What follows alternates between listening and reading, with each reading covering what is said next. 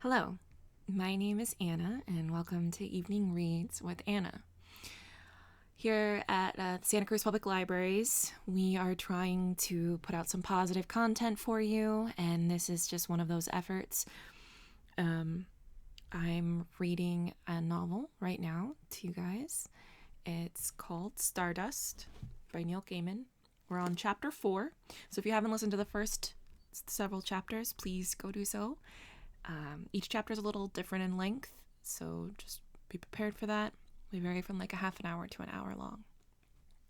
I'm not a professional narrator, so please bear with me if I say things wrong or need to take a moment to drink some water or something. So this is intended for adults. This is not intended for children. So if you want to listen, go for it. Turn off the screen. Get comfortable, relax, and I'm going to go ahead and get started with Chapter 4 from Stardust by Neil Gaiman. Chapter 4. Can I get there by candlelight? October moved further away with every step Tristran took. He felt as if he were walking into summer. There was a path through the woods with a high hedgerow to one side, and he followed the path. High above him the stars glittered and gleamed, and the harvest moon shone golden yellow, the color of ripe corn. In the moonlight he could see briar roses in the hedge. He was becoming sleepy now. For a time he fought to stay awake, and then he took off his overcoat and put down his bag, a large leather bag of the kind that in 20 years' time would become known as a Gladstone bag, and he laid his head on his bag and covered himself with his coat. He stared up at the stars, and it seemed to him then that they were dancers, stately and graceful, performing a dance almost infinite in its complexity. He imagined he could see the very faces of the stars, pale they were, and smiling gently, as if they had spent so much time above the world, watching the scrambling and the joy and the pain of the people below them, that they could not help but being amused every time another little human believed itself the center of its world, as each of us does. And then it came to Tristran that he was dreaming, and he walked into his bedroom, which was also the schoolroom of the village of Wall, and Mrs. Cherry tapped the blackboard and bade them all be silent, and Tristran looked down at his slate to see what the lesson would be about, but he could not read what had been written there. Then Mrs. Cherry, who resembled his mother so much that Tristran found himself astonished he had never before realized that they were the same person, called upon Tristran to tell the class the dates of all the kings and queens of England. "Excuse me," said a small and hairy voice in his ear, "but would you mind dreaming a bit quieter? Your dreams is spilling over into my dreams, and if there's one thing I've never been doing with, it's dates. William the Conqueror, 26, that's as far as I go, and I'd swap that for a dancing mouse." Said Tristran. "Keep it down," said the voice, "if you don't mind."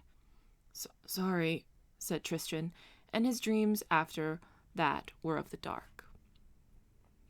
"Breakfast," said a voice close to his ear. "It's mushrooms, fried in butter with wild garlic." Tristran opened his eyes. Daylight shone through the briar rose hedge, dappling the grass in gold and green. Something smelled like heaven. A tin container was placed beside him.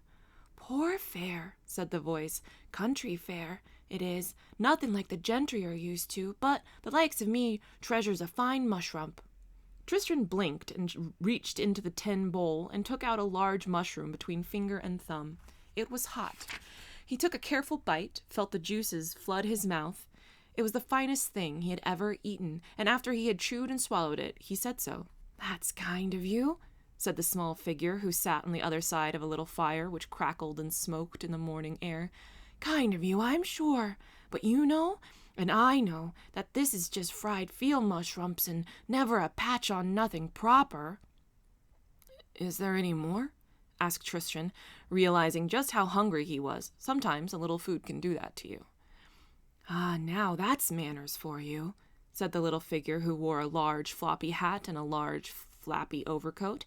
"Is there more?" he says, "as if it were poached quail's eggs and smoked gazelle and truffles, not just a mushroom what tastes more or less like something that's been dead for a week and a cat wouldn't touch.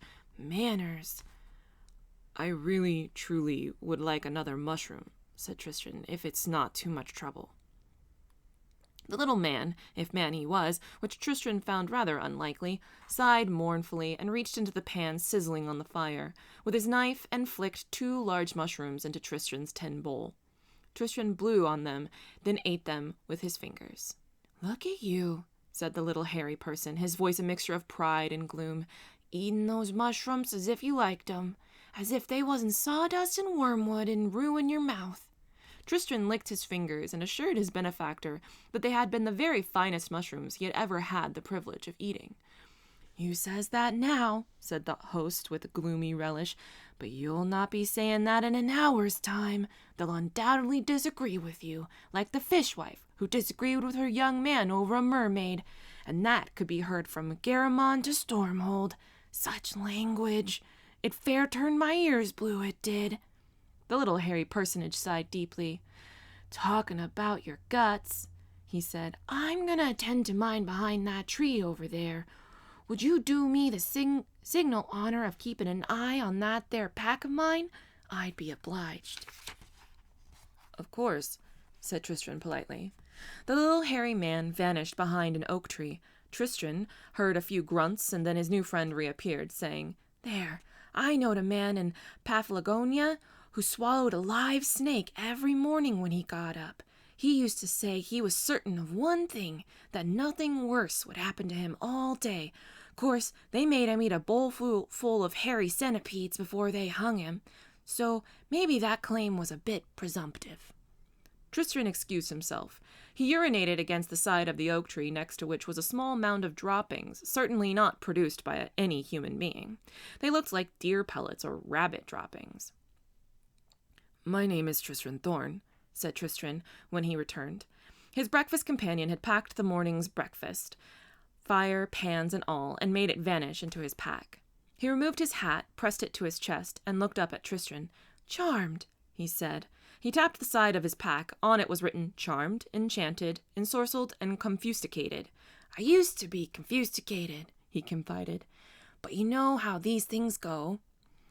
And with that, he set off along the path. Tristran walked behind him. Hey, I say, called Tristran. Slow down, don't you? Can't you?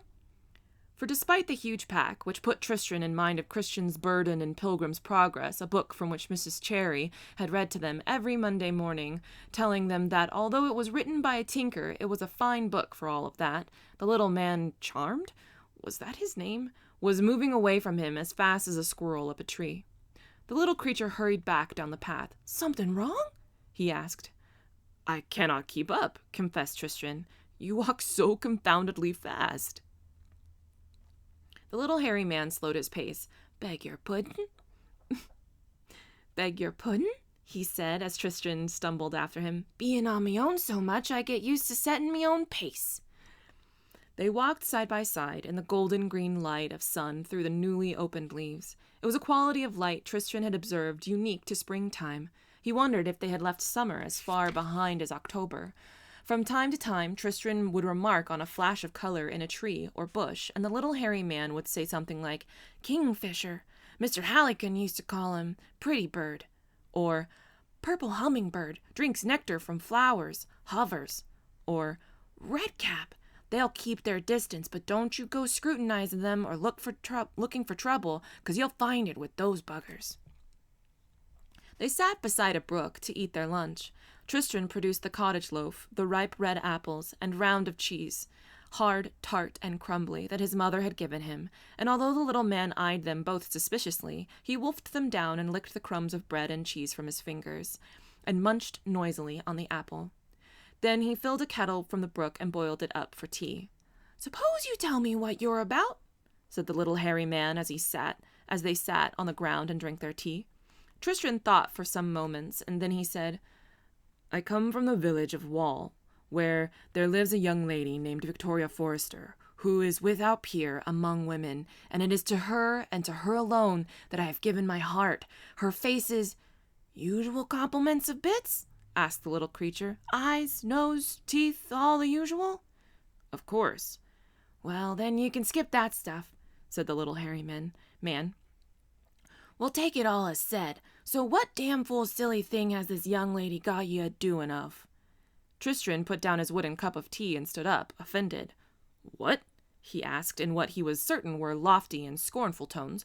Would possibly make you imagine that my lady love would have sent me on some foolish errand. The little man stared up at him with eyes like beads of jet. Because that's the only reason a lad like you would be stupid enough to cross the border into Fairy. The only ones who ever come here from your lands are the minstrels and the lovers and the mad. And you don't look much like of a minstrel, and you're, pardon me saying so, lad, but it's true, ordinary as cheese crumbs, so it's love if you ask me.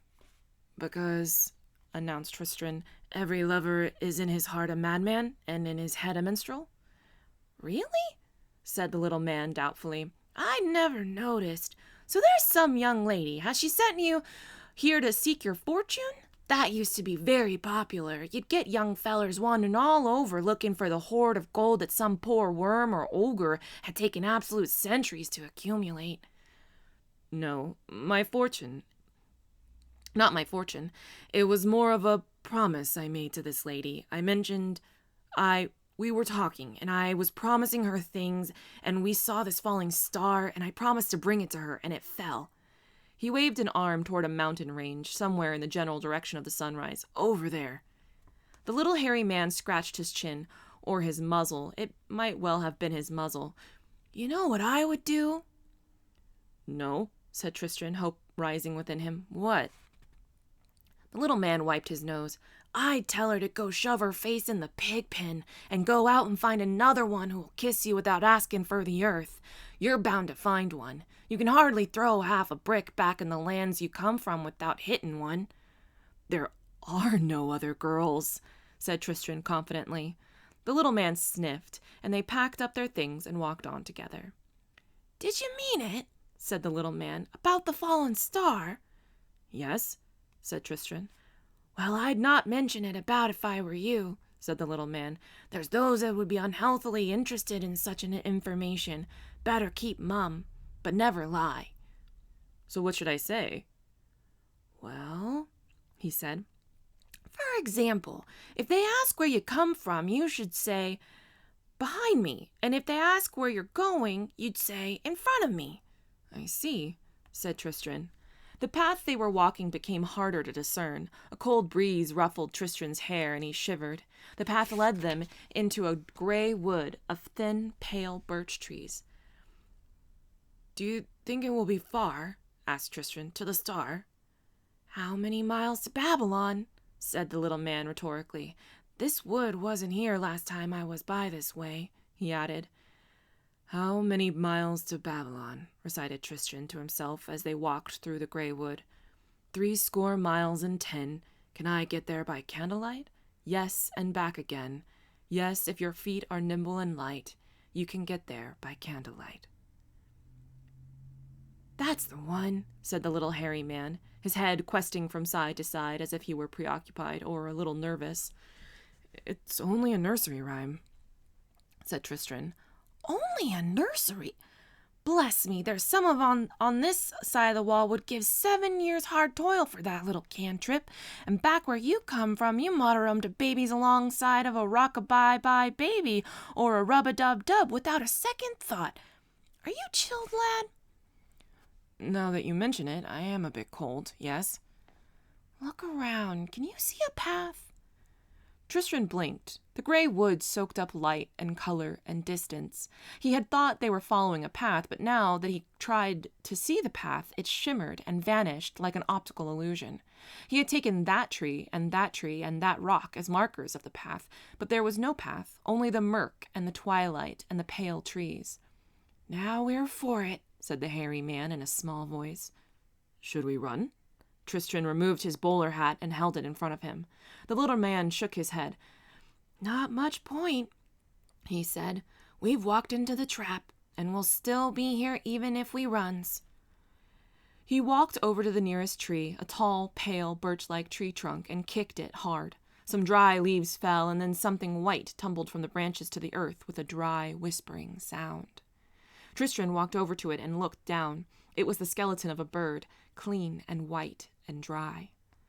The little man shivered. "I could castle," he told Tristran, "but there's no one I could castle with that'd be any better off here than we are. There's no escape by flying, not judging by that thing." He nudged the skeleton with one paw-like foot. "And your sort of people never could learn to burrow. Not that that'd be of us that do us much good." "Perhaps we could arm ourselves," said Tristran. "Arm ourselves?" "Before they come." "Before they come? Why, they're here, you puddin'-head. It's the trees themselves. We're in a Sirwood." "Sirwood?" "It's me own fault. I should have been paying more attention to where we was going. Now you'll never get your star, and I'll never get my merchandise. One day, some other poor bugger lost in the wood'll find our skeletons picked clean as whistles, and that'll be that." Tristran stared about him. In the gloom, it seemed that the trees were crowding about more thickly, although he had seen nothing actually move. He wondered if the little man were being foolish or imagining things. Something stung his left hand. He slapped at it, expecting to see an insect. He looked down to see a pale yellow leaf. It fell to the ground with a rustle. On the back of his hand, a veining of red, wet blood welled up. The wood whispered about them. "Is there nothing we can do?" Tristran asked. "Nothing I can think of. If only we knew where the true path was. Even a Sirwood couldn't destroy the true path, just hide it from us, lure us off of it." The little man shrugged and sighed. Tristran reached his hand up and rubbed his forehead. I do know where the path is," he said. He pointed. "It's down that way." The little man's bead black eyes glittered. "Are you sure?" "Yes, sir. Though through that copse and up a little way to the right. That's where the path is." "How do you know?" asked the man. "I know," replied Tristran. "Right, come on." And the little man took his burden and ran, slowly enough that Tristran, his leather bag swinging and banging against his legs, his heart pounding, his breath coming in gasps, was able to keep up. No, not that way. Over to the left," shouted Tristran. Branches and thorns ripped and tore at his clothes. They ran on in silence. The trees seemed to have arranged themselves into a wall. Leaves fell around them in flurries, stinging and smarting when they touched Tristran's skin, cutting and slicing at his clothes. He clambered up the hill, swiping at the leaves with his free hand, swatting at the twigs and branches with his bag. The silence was broken by something wailing. It was the little hairy man. He had stopped dead where he stood, and his head thrown back, had begun to howl at the sky. "Buck up," said Tristran. "We're nearly there." He grasped the little hairy man's free hand in his own larger hand and pulled him forward. And then they were standing in the true path, a swath of green sward running through the gray wood. "Are we safe here?" asked Tristran, panting and looking about apprehensively. "We're safe as long as we stay on the path," said the hairy little man, and he put down his burden, sat down on the grass of the path, and stared at the trees about them. The pale trees shook, although no wind blew, and it seemed to Tristran that they shook in anger. His companion had begun to shudder, his hairy fingers raking and stroking the green grass. Then he looked up at Tristran. "I don't suppose you have such a thing as a bottle of something spirituous about you, or perchance a pot of hot, sweet tea?" "No," said Tristran, "'fraid not." The little man sniffed and fumbled at the lock of his huge package. "Turn round," he said to Tristran. "No peeking." Tristran turned away. There was a rummaging, scuffling noise, and then the sound of a lock clicking shut, and then, "You can turn around if you like." The little man was holding an enamel bottle. He was tugging vainly at the stopper. Would you like me to help you with that?" Tristran hoped the little hairy man would not be offended by his request. He should not have worried. His companion thrust the bottle into his hands. "Here you go," he said. "You've got the fingers for it." Tristran tugged and pulled out the stopper of the bottle. He could smell something intoxicating, like honey mixed with wood smoke and cloves. He passed the bottle back to the man. "It's a crime to drink something as rare and good as this out of the bottle," said the little hairy man. He untied the little wooden cup from his belt and, trembling, poured a small amount of an amber-colored liquid into it. He sniffed it, then sipped it. Then he smiled with small, sharp teeth. "Ah, that's better." He passed the cup to Tristran. "Sip it slowly," he said. "It's worth a king's ransom, this bottle. It cost me 2 large blue-white diamonds, a mechanical blue bird which sang, and a dragon's scale." Tristran sipped the drink. It warmed him down to his toes and made him feel like his head was filled with tiny bubbles. "Good, eh?"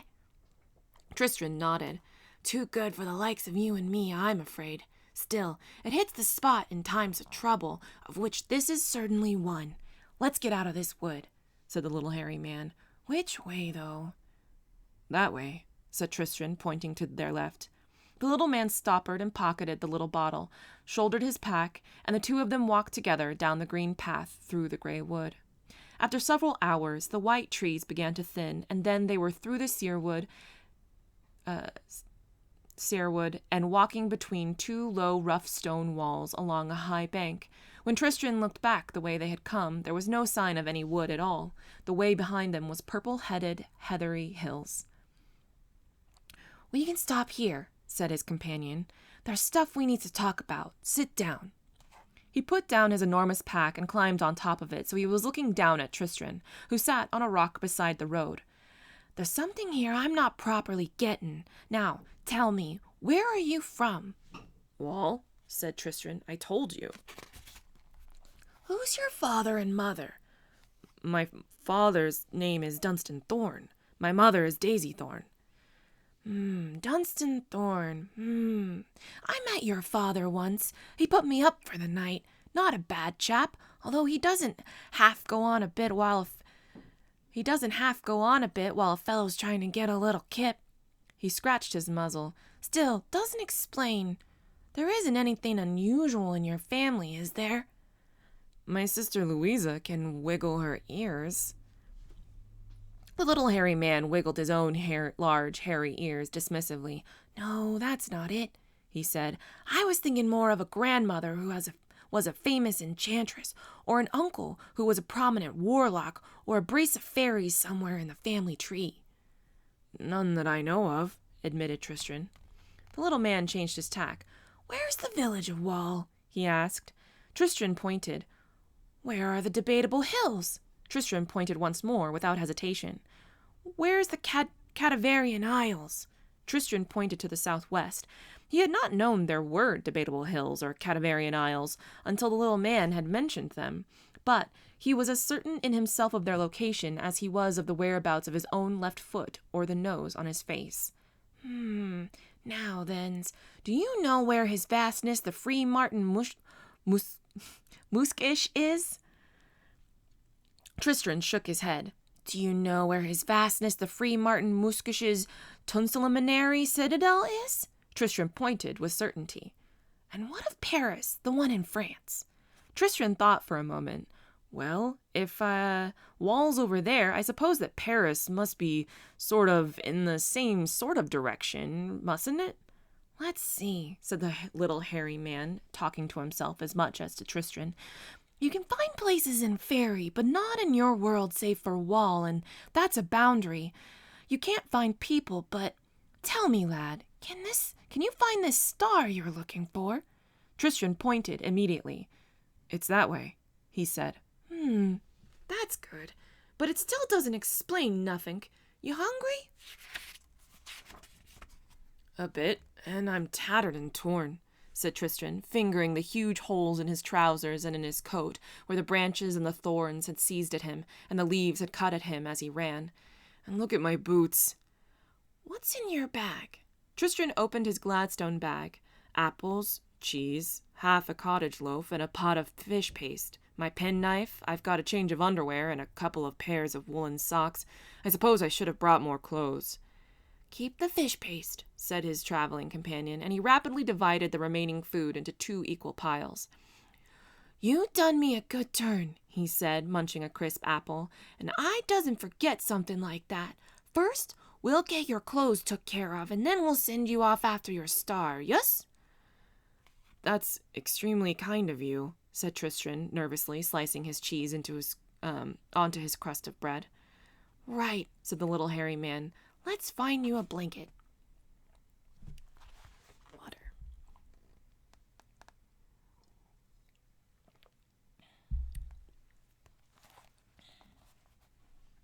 At dawn, 3 lords of Stormhold rode down the craggy mountain road in a coach pulled by 6 black horses.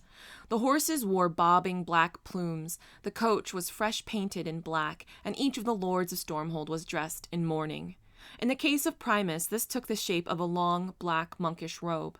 Tertius was dressed in the sober costume of a merchant in mourning, while Septimus wore a black doublet and hose, a black hat with a black feather in it, and looked for all the world like a foppish assassin from a minor Elizabethan historical play. The lords of Stormhold eyed each other, one cautious, one wary, one blank. They said nothing. Had alliances been possible, Tertius might have sided with Primus against Septimus, but there were no alliances that could be made. The carriage clattered and shook. Once it stopped for each of the 3 lords to relieve himself. Then it clattered on down the hilly road.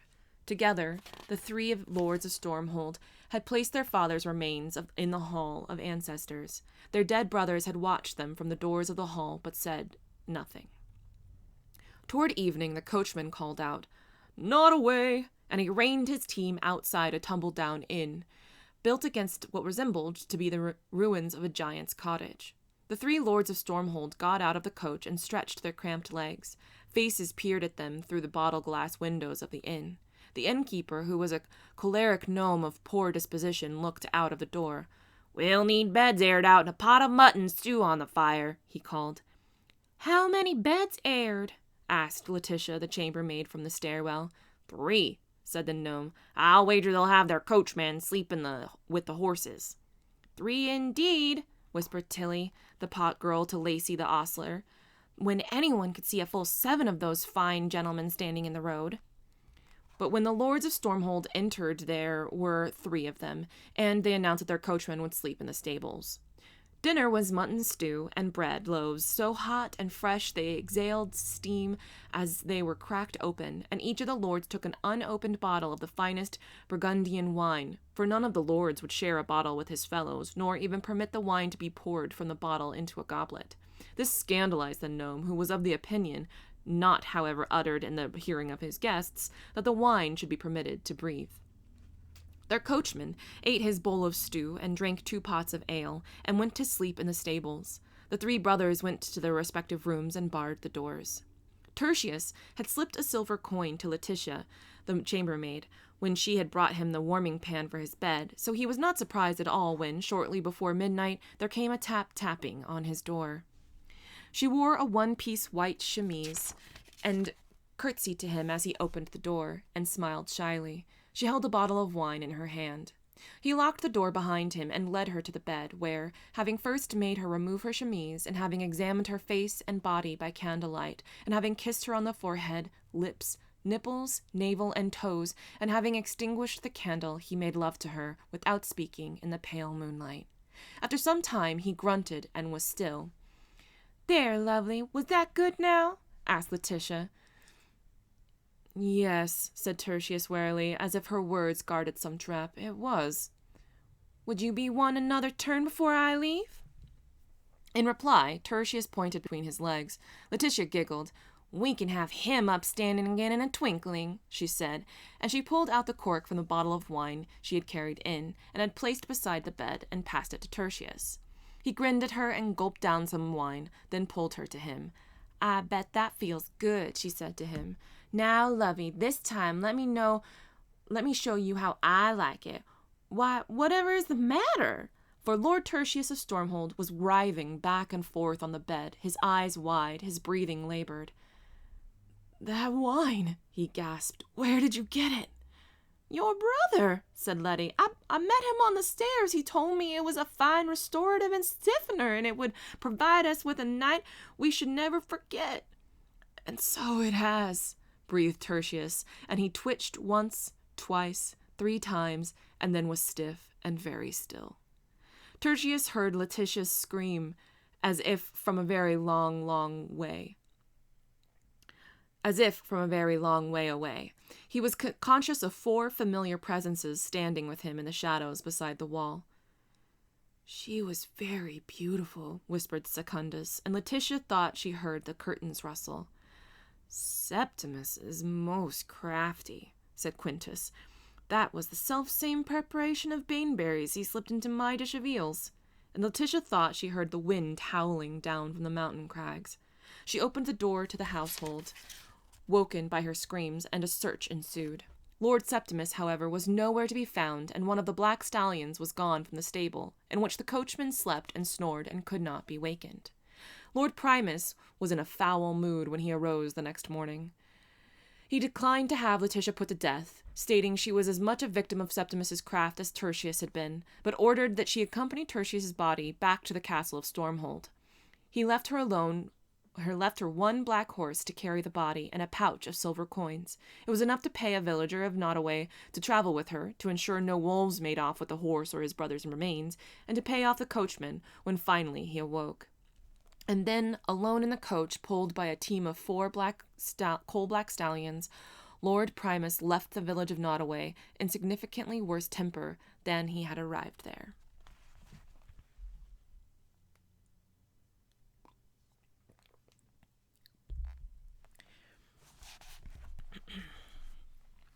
Brevis arrived at the crossroads tugging at a rope. The rope was attached to a bearded, horned, evil-eyed billy goat, which Brevis was taking to market to sell. That morning, Brevis's mother had placed a single radish upon the table in front of him and had said, "Brevis, son, this radish was all I was able to pull up from the ground today. All our crops have failed, and all our food is gone. We've nothing to sell but the billy goat. So I want you to halter the goat and take him to the market and sell him to a farmer. And with the coins you get for that goat, and you'll take nothing less than a florin, mark you, buy a hen, and buy corn and turnips, and perhaps we shall not starve." So Brevis had chewed his radish, which was woody and peppery to the tongue, and spent the rest of the morning chasing the goat about its pen, sustaining a bruise to the rib and a bite to the thigh in the process.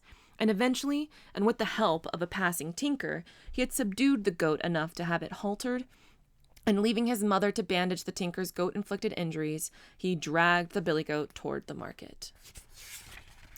Sometimes the goat would take it in his head to charge on ahead, and Brevis would be dragged behind him, the heels of his boots grinding into the dried mud of the roadway, until the goat would decide suddenly and without warning, for no reason Brevis was able to discern, to stop. Then Brevis would pick himself up and return to dragging the beast. He reached the crossroads on the edge of the wood, sweaty and hungry and bruised, pulling an uncooperative goat. There was a tall woman standing at the crossroads. A circlet of silver sat in the crimson headpiece that surrounded her dark hair, and her dress was as scarlet as her lips. "What do they call you, boy?" she asked in a voice like musky brown honey. "They call me Brevis, ma'am," said Brevis, observing something strange behind the woman.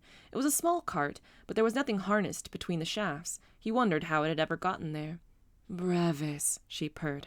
"Such a nice name. Would you like to sell me your goat, Brevis boy?" Brevis hesitated. "My mother told me I was to take the goat to the market," he said, "and to sell him for a hen and some corn and some turnips and to bring her home the change." "How much did your mother tell you to take for the goat?" asked the woman in the scarlet kirtle. "Nothing less than a florin," he said. She smiled and held up one hand. Something glinted yellow. "Why, I will give you this golden guinea," she said, "enough to buy a coopful of hens and 100 bushels of turnips." The boy's mouth hung open. "Do we have a deal?" The boy nodded and thrust out the hand which held the billy goat's rope halter. "Here," was all he could say, visions of limitless wealth and turnips beyond counting tumbling through his head. The lady took the rope, then she touched one finger to the goat's forehead, between its yellow eyes, and let go of the rope. Brevis expected the billy goat to bolt for the woods or down one of the roads, but it stayed where it was, as if frozen into position. Brevis held out his hand for the golden guinea. The woman looked at him then, examining him from the soles of his muddy feet to his sweaty, cropped hair, and once more she smiled. "You know," she said, "I think that a matched pair would be so much more impressive than just one, don't you?" Brevis did not know what she was talking about and opened his mouth to tell her so, but just then she reached out one long finger and touched the bridge of his nose between his eyes, and he found he could not say anything at all. She snapped her fingers, and Brevis and the billy goat hastened to stand between the shafts of her cart, and Brevis was surprised to notice that he was walking on 4 legs, and he seemed to be no taller than the animal beside him. The witch woman cracked her whip, and her cart jolted off down the muddy road, drawn by a matched pair of horned white billy goats. The little hairy man had taken Tristran's ripped coat and trousers and waistcoat, and leaving him covered by a blanket, had walked into the village which nestled in the valley between 3 heather-covered hills. Tristran sat under the blanket in the warm evening and waited. Lights flickered in the hawthorn bush behind him. He thought they were glowworms or fireflies, but on closer inspection he perceived they were tiny people, flickering and flitting from branch to branch. He coughed politely. A score of tiny eyes stared down at him. Several of the little creatures vanished. Others retreated high into the hawthorn bush, while a handful, braver than the others, flitted toward him. They began to laugh in high, bell-tinkling tones, pointing at Tristran in his broken boots and blanket, and underclothes and bowler hat. Tristran blushed red and pulled the blanket about himself. One of the little folk sang, "Hankety-pankety, boy in a blankety, he's off on a goose chase too, look for a star. Incontrovertibly journeys through fairy, strip off the blanket to see who you are." And another one sang, Tristran Thorn, does not know why he was born, and a foolish oath has sworn. Trews in coat and shirt are torn, so he sits here all forlorn, soon to face his true love's scorn, Tristran Thorn. "Be off with you, you silly things," said Tristran, his face burning, and having nothing else to hand, he threw his bowler hat at them. Thus it was that when the little hairy man arrived back from the village of Revelry, although why it was so called, no man alive could say, for it was a gloomy, somber place, and it had been for a time out of time, he found Tristran sitting glumly beside a hawthorn bush, wrapped in a blanket, and bewailing the loss of his hat. "They said things about my true love," said Tristran. "Miss Victoria Forrester, how dare they?" "The little folk dare anything," said his friend, "and they talks a lot of nonsense, but they talks an awful lot of sense as well. You listen to 'em at your peril, and you ignore 'em at your peril, too." "They said I was soon to face my true love's scorn." "Did they indeed?" The little hairy man was laying a variety of clothes out upon the grass. Even in the moonlight, Tristran could see that the clothes he was laying out bore no manner of resemblance to the clothes that Tristran had removed earlier in the day. In the village of Wall, men wore brown and gray and black, and even in the reddest handkerchief worn by the ruddiest of farmers was soon faded by the sun and the rain to a more mannerly color. Tristran looked at the crimson and canary and russet cloth, at clothes which looked more like the costumes of traveling players or the contents of his cousin Joan's charades chest, and said, "My clothes?" "These are your clothes now," said the little hairy man proudly. "I traded 'em.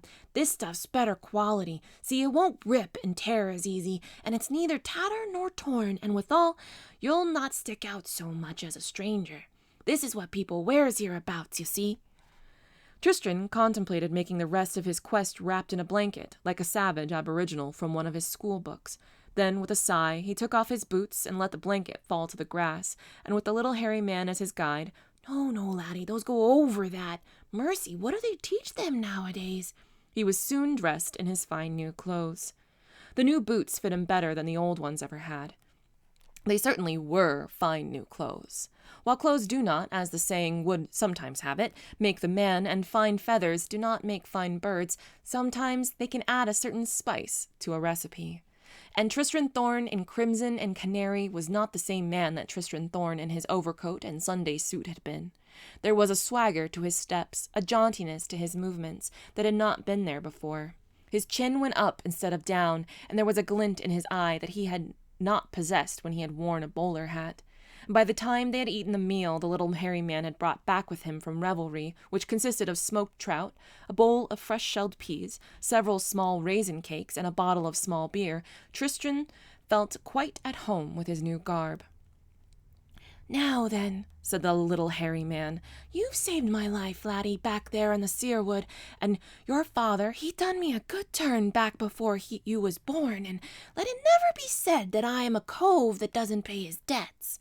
Tristran began to mutter something about how his friend had already done more than enough for him, but the little hairy man ignored him and continued, "So I was a-pondering, you know where your star is, don't you?" Tristran pointed without hesitation to the dark horizon. "Now then, how far is it to your star? Do you know that?" Tristran had not given the matter any thought hitherto, but he found himself saying, "A man could walk, only stopping to sleep while the moon waxed and waned above him, 6 times, crossing treacherous mountains and burning deserts before he reached the place where the star has fallen." It did not sound like the kind of thing that he would say at all, and he blinked with surprise. "As I thought," said the little hairy man, approaching his burden and bending over it. So Tristran could not see how it unlocked. "And it's not like you're the only one who'll be looking for it. You remember what I told you before." "About digging a hole to bury my dung in?" "Not that." "About telling no one my true name or my destination?" "Nah, nor yet that." "Then what?" "How many miles to Babylon?" recited the man. "Oh, yes, that." "Can I get there by candlelight? There and back again?" "Only it's the candle wax, you see. Most candles won't do. This one took a lot of finding." And he pulled out a candle stub the size of a crab apple and handed it to Tristran. Tristran could see nothing in any way out of the ordinary about the candle stub. It was a wax candle, not tallow, and it was much used and melted. The wick was charred and black. "What do I do with it?" he asked. "All in good time," said the little hairy man, and took something else from his pack. "Take this too, you'll need it." It glittered in the moonlight. Tristran took it. The little man's gift seemed to be a thin silver chain with a loop at each end. It was cold and slippery to the touch. "What is this?" "The usual. Cat's breath and fish scales in moonlight and on a mill pond, melted and smithied and forged by the dwarves. You'll be needing it to bring your star back with you." "I will?" "Oh, yes." Tristran let the chain fall into his palm. It felt like quicksilver. "Where do I keep it? I have no pockets in these confounded clothes." "Wrap it around your wrist until you need it, like that. There you go. But you've a pocket in your tunic under there, see?" Tristran found a concealed pocket. Above it there was a small buttonhole, and in the buttonhole he placed the snowdrop, the glass flower that his father had given him as luck token when he had left Wall. He wondered whether it was in fact bringing him luck, and if it were, was it good luck or bad? Tristran stood up. He held his leather bag tightly in his hand. "Now then," said the little hairy man, "this is what you've got to do. Take up the candle in your right hand. I'll light it for you, and then walk to your star. You'll use the chain to bring it back here. There's not much wick left in the candle, so you'd best be snappy about it and step lively. Any dawdling and you'll regret it. Feet be nimble and light, yes?" I suppose so, yes," said Tristran. He stood expectantly. The little hairy man passed a hand over the candle, which lit with a flame yellow above and blue below. There was a gust of wind, but the flame did not flicker even the slightest bit. Tristran took the candle in his hand, and he began to walk forward. The candlelight illuminated the world, every tree and bush and blade of grass. With Tristran's next step, he was standing beside a lake, and the candlelight shone brightly on the water, and then he was walking through the mountains, through lonely crags, where the candlelight was reflected in the eyes of the creatures of the high snows. And then he was walking through the clouds, which, while not entirely substantial, still supported his weight in comfort. And then, holding tightly to his candle, he was underground, and in the candlelight glinted back at him from the wet cave walls. Now he was in the mountains once more, and then he was on a road through wild forest, and he glimpsed a chariot being pulled by 2 goats, being driven by a woman in a red dress who looked, for the glimpse he got of her, the way Boudica was drawn in his history books. And another step, and he was in a leafy glen, and he could hear the chuckle of water as it splashed and sang its way into a small brook. He took another step, but he was still in the glen. There were high ferns and elm trees and foxgloves in abundance, and the moon had set in the sky. He held up the candle, looking for a fallen star, a rock perhaps, or a jewel, but he saw nothing. He heard something, though, under the babbling of the brook, a sniffling and a swallowing, the sound of someone trying not to cry. "Hello?" said Tristran. The sniffling stopped, but Tristran was certain he could see a light beneath a hazel tree, and he walked toward it. "Excuse me," he said, hoping to pacify whoever was sitting beneath the hazel tree, and praying that it was not more of the little people who had stolen his hat. "I'm looking for a star." In reply, a clod of wet earth flew out from under the tree, hitting Tristran on the side of the face. It stung a little, and fragments of earth fell down his collar and under his clothes. "I won't hurt you," he said loudly. This time, as another clod of earth came hurtling toward him, he ducked out of the way, and it smashed into an elm tree behind him. He walked forward. "Go away," said a voice, all raw and gulping as if it had just been crying. "Just go away and leave me alone." She was sprawled awkwardly beneath the hazel tree, and she gazed up at Tristran with a scowl of complete unfriendliness. She hefted another clod of mud at him menacingly, but did not throw it. Her eyes were red and raw. Her hair was so fair it was almost white. Her dress was of blue silk which shimmered in the candlelight. She glittered as she sat there. "Please, don't throw any more mud at me," pleaded Tristran. "Look, I didn't mean to disturb you. It's just there's a star fallen somewhere around here, and I've to get it back before the candle burns out." "I broke my leg," said the young lady. "I'm sorry, of course," said Tristran, "but the star—" "I broke my leg," she told him sadly, "when I fell." And with that, she heaved her lump of mud at him. Glittering dust fell from her arm as it moved. The clod of mud hit Tristran in the chest. "Go away," she sobbed, burying her face in her arms. "Go away and leave me alone." "You're the star," said Tristran, comprehension dawning. "And you're a clodpole," said the girl bitterly, "and a ninny, and a numbskull, and a lackwit, and a coxcomb." "Yes," said Tristran, "I suppose I am at that." And with that, he unwound one end of the silver chain and slipped it around the girl's slim wrist. He felt the loop of the chain tighten about his own. She stared up at him bitterly. "What?" she asked in a voice that was suddenly beyond outrage, beyond hate. "Do you think you're doing?" "Taking you home with me," said Tristran. "I made an oath." And at that the candle stub guttered violently, the last of the wick afloat in the pool of wax. For a moment the candle flame flared high, illuminating the glen and the girl and the chain, unbreakable, that ran from her wrist to his. Then the candle went out. Tristran stared at the star, at the girl, and with all his might managed to say nothing at all. "Can I get there by candlelight?" he thought, there and back again. But the candlelight was gone, and the village of Wall was 6 months' hard travel from here. "I just want you to know," said the girl coldly, "that whoever you are and whatever you intend with me, I shall give you no aid of any kind, nor shall I assist you, and I shall do whatever is in my power to frustrate your plans and devices." And then she added with feeling, "Idiot." Said Tristran. "Can you walk?" "No," she said. "My leg's broken. Are you deaf as well as stupid?" "Do your kind sleep?" he asked her. "Of course, but not at night. At night we shine." "Well," he said, "I'm going to try to get some sleep. I can't think of anything else to do. It's been a long day for me, that with everything, and maybe you should try to sleep too. We've got a long way to go."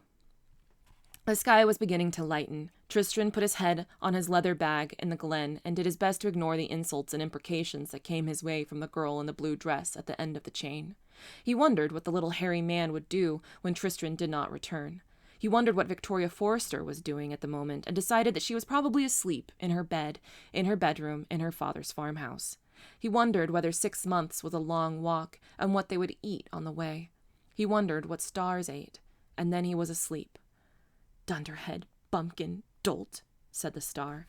And then she sighed and made herself as comfortable as she could under the circumstances. The pain from her leg was dull but continual. She tested the chain about her wrist, but it was tight and fast, and she could neither slip from it nor break it. "Cretinous, verminous oaf," she muttered, and then she too slept. So that was chapter 4. A lot of stuff happened. Tristran found the star, and it's a girl. So yeah, I have some questions for you to contemplate. First off, she threatens to make everything very difficult for him while they travel back to Victoria. How long do you think that'll last? Do you think she'll give up? And when do you think she'll give up? Or why? Also, the other question I have is, so in this chapter, there's a rhyme that is used as a spell or implies a spell. What other kinds of nursery rhymes or poetry do you know of, or that you would like to think would be a spell, and what would it do? Thanks for joining me. I hope you enjoyed that. That was a long one, but I enjoyed reading it to you. And I'll see you again next week for Chapter 5. And I hope you guys are all doing okay out there. Have a good one. See you next time.